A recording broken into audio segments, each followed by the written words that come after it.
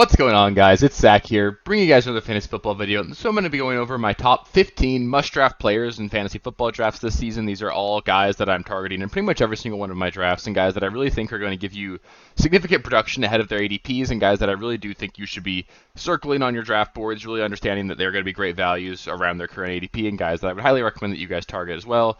Obviously, drafting all of these guys, not all of them are going to pan out, but I do think that most of these guys are pretty good locks to outperform their ADP, and also are going to be giving you some very significant upside, guys that could legitimately be league winners for you, and they come at a really low cost, a lot of them, and guys that I really just do find myself really trying to get on as many rosters as possible. So if you can hit on a couple of players like this, it obviously will greatly improve the overall roster composition of your team, greatly improve your chances of winning your fantasy championship, and I hope you guys find these players useful. If there are any players I leave off this list that you guys think I should have added, feel free to let me know in the comments. I'll be happy to give you my opinion on those. If anybody you disagree with as well, feel free to let me know. I'm happy to have a discussion and sort of go back and forth on some players as well. So yeah, with that, let's just get into the first player here.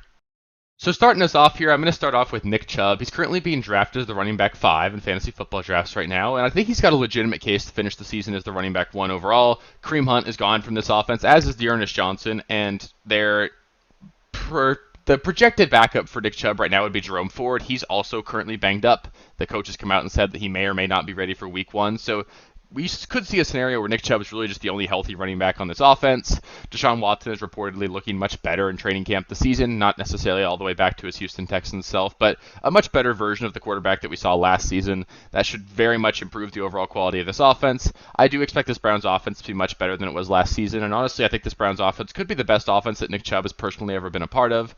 On top of that, he's going to be utilized as a pass catcher far more than he ever has been before in his career. I think it's very likely that he sets career highs in receptions this season, albeit that may come at a slightly lower rushing total. I don't think that's really going to matter. Nick Chubb's an extremely efficient rusher. I think you can count on him to get over 5 yards per carry. I'm pretty confident he'll see around 1,500 rushing yards this season. And if this offense is a lot better, he's got some very serious touchdown upside as well. He's easily the kind of player that could have a 20 touchdown season. If he catches 40, 50 passes on top of that's going to make him just an absolute league winner in drafts. And right now you're getting them at like the end of the first, early to middle of the second round of the draft, depending on what platform you're drafting.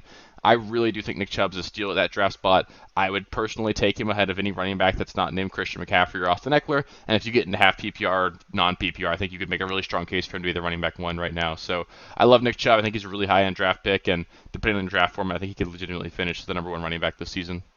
So this one's probably going to come as no surprise to all of you. Chris Olave is another must-draft player for me. I just think he's a legitimate superstar. This time next year, I really do expect him to be a guy that's being drafted at like the end of the first round and beginning of the second round. Really similar to what we're seeing with Garrett Wilson right now. Derek Carr is a huge upgrade for Chris Olave at quarterback, and he's also going to be a guy that's much more willing to throw the ball downfield. He threw the ball downfield a ton last season. It allowed Devontae Adams to have his most successful downfield season in his entire career, despite having Aaron Rodgers for several years. And Olave, in my mind, is just a much more talented wide receiver than Garrett Wilson. Maybe not much more talented, but if I was going to rank them on talent and overall just NFL ability, I would say that Chris Olave is the better receiver between the two. And on top of that, I think at this point in their careers, it's not outlandish at all to say that Derek Carr is a better quarterback than Aaron Rodgers. I think that if anything, it's a really similar situation, but there's just a lot less target competition for Chris Olave. Chris Olave to me should be going ahead of Garrett Wilson. I think he's legitimately going to finish as a top 8 wide receiver. I have him ranked as my wide receiver 8 this season. And on top of that, I really do think he's got the upside to finish as a top 3, even the number 1 overall wide receiver this season. Right now, you can get him at like the end of round 2, beginning of round 3. If he ends up being your round 3 pick, he could legitimately be your wide receiver 2 in your draft, and that's just an absolute steal. He's going to be a guy that's legitimately going to be a wide receiver 1 this season. He's going to be a guy that's going super early in drafts next season, and I really want to be a year ahead and get him as much as possible this season. I love Olave. I really don't want to leave a draft without him. I think he's going to be an absolute monster this season. Up next, another one that you guys probably would have expected. I've got Mark Andrews on this list. I just think that Mark Andrews is all but a lock to finish as the top 2 tight end this season. I also think it's not at all unreasonable to say that he could finish ahead of Travis Kelce. He was the tight end 1 just 2 seasons ago. Last season was sort of a lost season for him and the Ravens, with Lamar and Mark Andrews getting hurt during the course of the season. This is a season where the Ravens do project to throw the ball a lot more than they have in the past. So you could see Mark Andrews set a career high in targets this season. He's still very clearly operated as the number 1 target in the offense, and it's just going to be a situation where you're basically getting Travis Kelce light, probably like 95% of the production that Travis Kelce is going to give you, and you're getting him 2 rounds later. Being able to get Mark Andrews in the 3rd round is just really great value right now. I think he's going to be a guy that's going to give you a very significant positional advantage, something that I think he's in a tier of his own. I've got Kelce in tier 1, Mark Andrews in tier 2, and then the rest of the guys below them. So you're going to have a significant advantage at the tight end position ahead of everybody other than the Kelce manager. It's going to be the kind of thing that's really going to elevate your roster over the course of the season, and he doesn't cost you all that much. Being able to get him in the 3rd round is an absolute steal, and I really do highly recommend that you target him there. Up next, we've got another guy that I'm sure you guys have heard me talk about a lot this offseason, and that's Justin Herbert. I think that Justin Herbert does have a legitimate shot to finish as the quarterback 1 in fantasy football this season. I currently have him ranked as my quarterback 4, just behind that pretty obvious top tier of those top 3 guys. He's arguably got one of the best, if not the best, receiving corps in the NFL with how deep they are. Obviously, we all know about Keenan Allen, Mike Williams, but they've also got obviously Austin Eckler, Joshua Palmer, and Quentin Johnston are really great 3 and 4 wide receivers for this team. Gerald Everett's a really talented pass catcher as well at the tight end spot, and he just received a really huge upgrade at the offensive coordinator spot.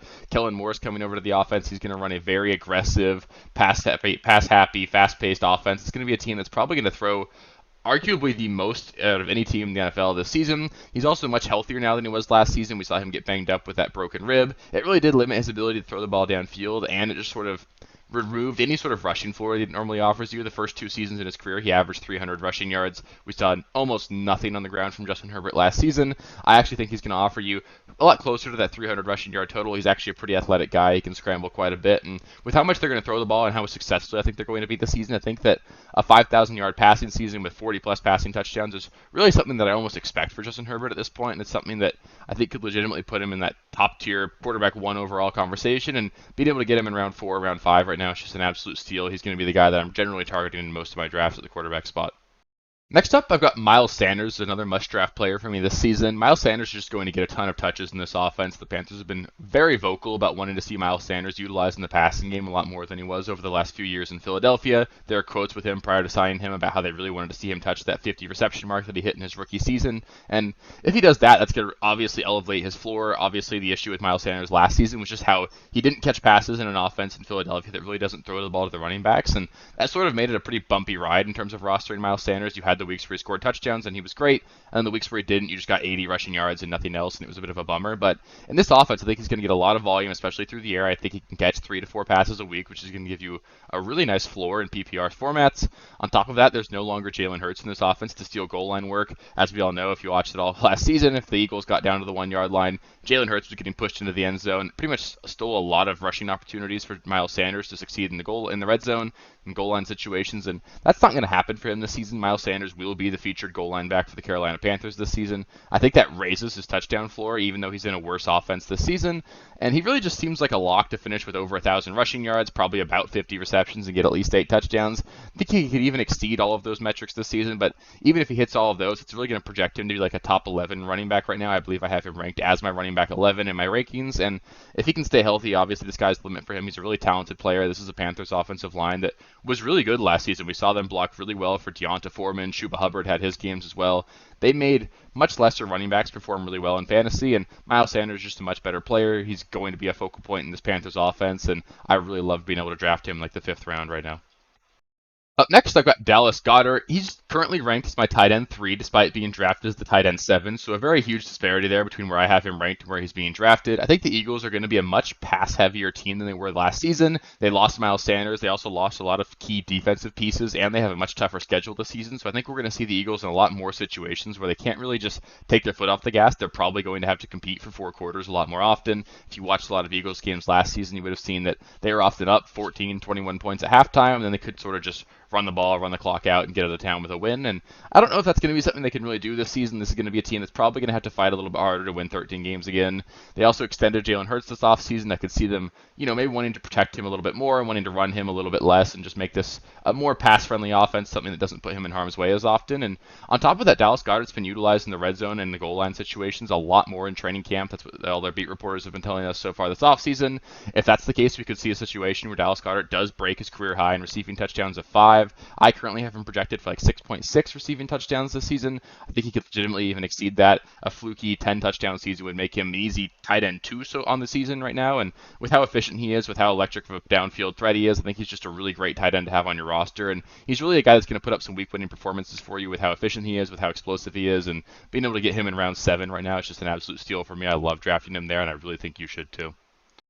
Next guy on this list for me is going to be James Conner. I think that James Conner is pretty much a lock to finish as a running back 2 this season, if not better. He's going to see over 300 touches, and he's going to be utilized in the passing game a lot, as well as being the featured goal line back for this team. Obviously, there might not be a whole lot of goal line opportunity for him on this Cardinals offense that we do expect to struggle this season, but if Kyler comes back and elevates this offense as a whole, it's obviously going to raise the ceiling for James Conner quite a bit. He was the running back 6 of the final 7 weeks last season. A lot of that occurred without Kyler Murray, so James Conner has been a more than capable fantasy producer even without Kyler Murray in this offense. And I think that James Conner does legitimately have top 10 running back upside. He's currently being drafted in like round 6, round 7 as the running back 25 right now. That's just way too late for me. I don't see a world where he finishes below that if he stays healthy. And I currently have him ranked, so I'm running back 13 right now. I think he's easily going to finish as like a high-end running back 2, and I love drafting James Conner that late. I think he tends to be a guy that I actually do go into my drafts almost planning on drafting even a little bit early, just because I think the value is so great there that I would much rather target wide receivers and stuff early, and I think you can really utilize that value you're getting on James Conner late.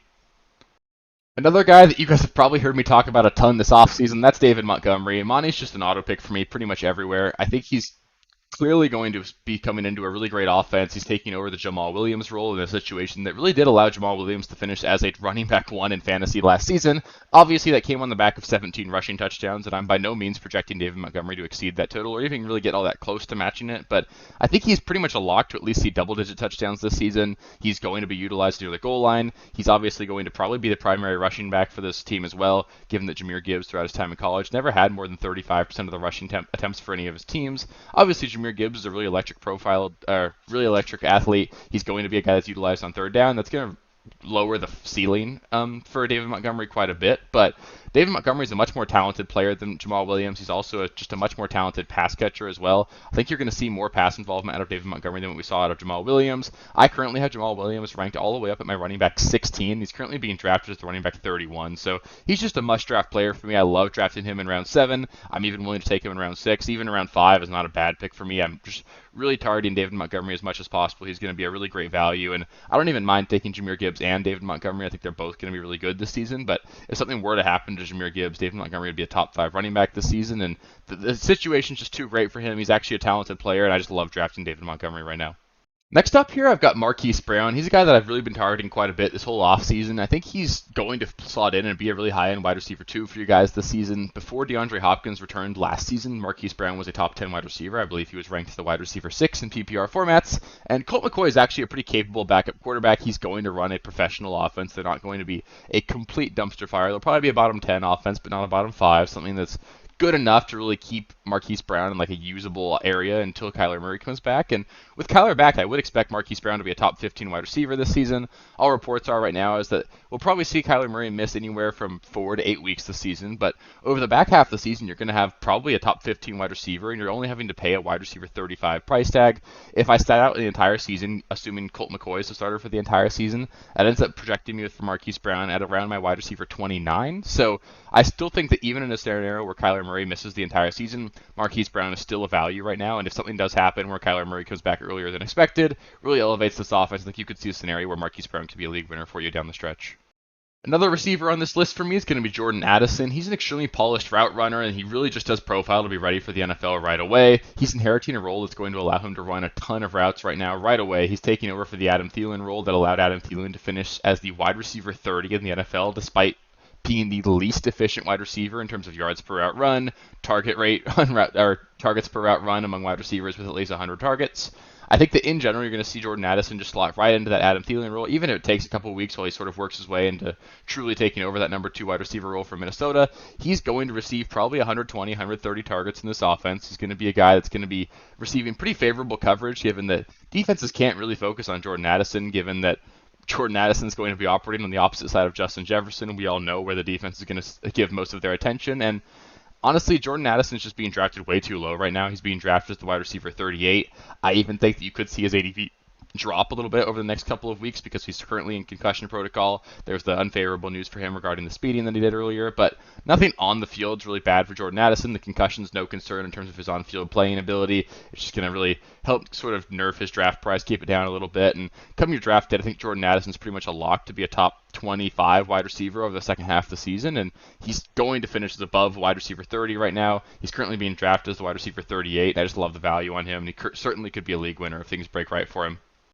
Next up, we've got Antonio Gibson here. I currently have Antonio Gibson ranked inside my top 30 at the running back spot. He's clearly the most talented running back in Washington for me. He's by far the most explosive athlete they have in that running back room, and he's by far the best pass catcher as well. The coaching staff, including new offensive coordinator Eric Bieniemy, have been adamant that he's going to be far more involved as a pass catcher than he has been in years past. This just makes a lot of sense. He came out of college as a wide receiver.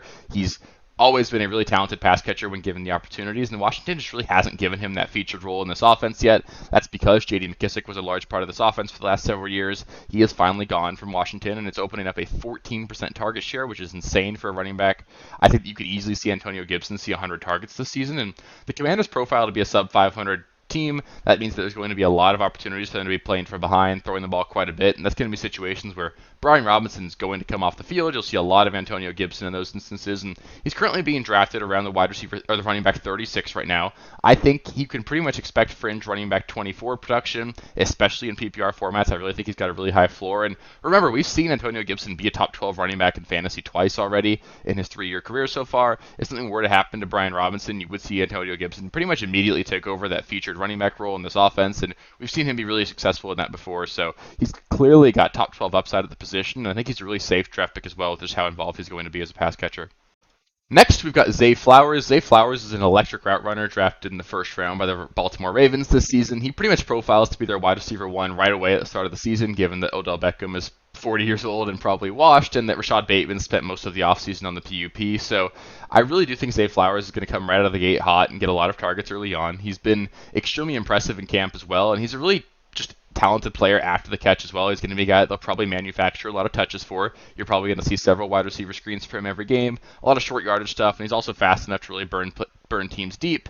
He's going to be getting a ton of targets in an offense that does profile to pass the ball a lot more this season. The Ravens intend to pass the ball quite a lot this season now that they've changed offensive coordinators, going from Greg Roman and that stereotypical run-heavy offense to Todd Monken, the air raid, spread-it-out offense. Just for a little bit of a teaser, last season the Ravens ran 3 wide receiver sets at 11.9% of the plays. So far this preseason, obviously it's preseason, but they've ran that over 65% of the time. So they've been pretty clear that they do want to throw the ball quite a bit more this season. That's why they went and drafted Zay Flowers. That's why they signed Odell, and they really do want to try and throw the ball and spread it out quite a bit this season. And Flowers should only improve over the course of the season as well. That's what we see out of most rookies. That's why these guys are really high on draft picks, because they're going to be guys that they'll be good to start the season, but as the end of the season comes on, they're really going to elevate their game. That's going to elevate the overall production of your fantasy team as well, and really be the kind of guys that can just sort of elevate your roster just enough to help you make that playoff push and win your championship. So I love drafting Zay Flowers where he's going. He's currently being drafted as wide receiver 48, and he's just going to be a really great value where he's being drafted right now.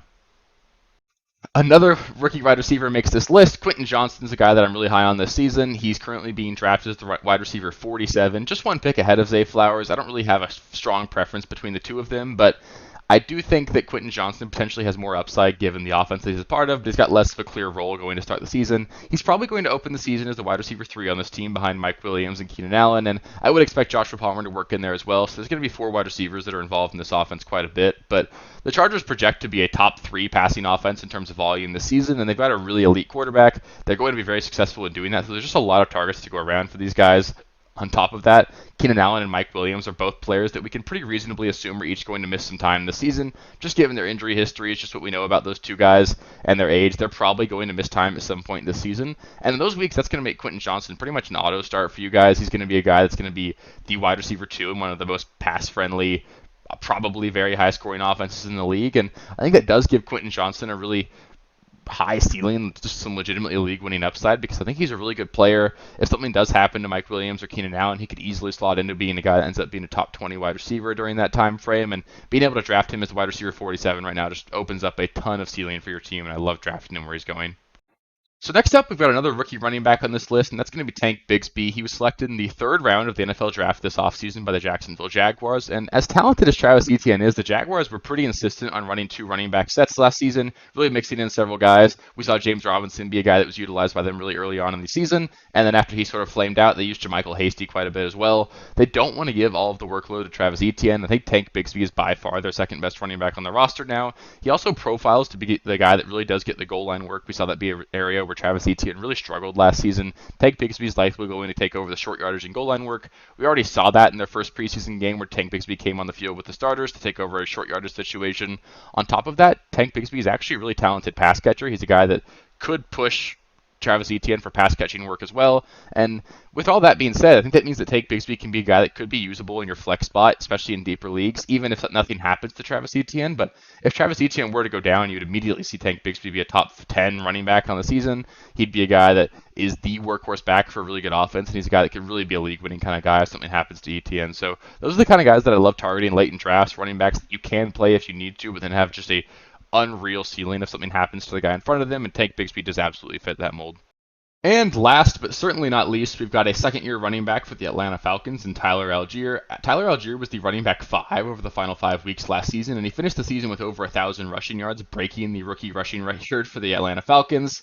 Despite all of his high-end performance last season, the Atlanta Falcons did spend the 8th overall draft pick this season on Bijan Robinson, and Bijan Robinson is still very clearly going to lead this backfield in touches. He's going to be a workhorse for this team, but this is going to be a team that's going to run the ball probably more than anyone else in the league, at least at the running back spot, and that means that I still expect Tyler Algier to see around 10 touches per week. That means that he could be used as a flex asset in plus matchups, and matchups where you'd expect Bijan to really be able to coast if they have any easy matchups that you expect them to win. You could see Algier be a guy that you want to play in the flex. And if Bijan goes down, Tyler Algier could certainly be a league-winning asset. He's a guy that I would actually project to be a top 10, top 15 running back in those weeks. And with how good the Falcons' offensive line is and how intent they are on running the ball a lot, I think Algier's got some very serious upside. And again, he sort of fits that same mold as Tank Bigsby in that he's a backup running back, quote-unquote, that's going to have a role in the offense, so you can use him if you need to. And then he's got some just unreal upside if something happens to the guy in front of him. So those are the kinds of guys that I love drafting late, and Algier certainly fits that mold.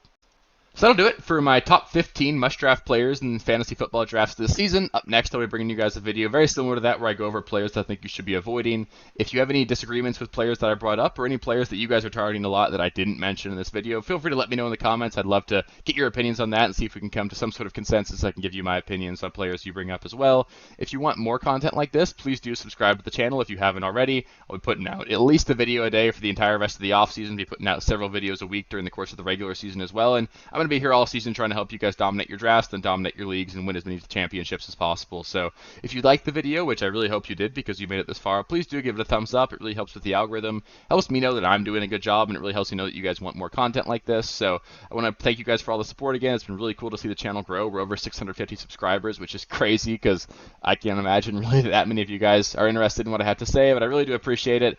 It's super cool. I really appreciate all the support, and I'll see you next time. Thank you guys for watching. If you haven't already, please be sure to subscribe to the channel, like the video, check out these other videos here if you haven't. If you want more content, please feel free to follow me on Twitter at RealSteelFFB. I'll be more active on there as the season goes on. Thanks. Catch you later.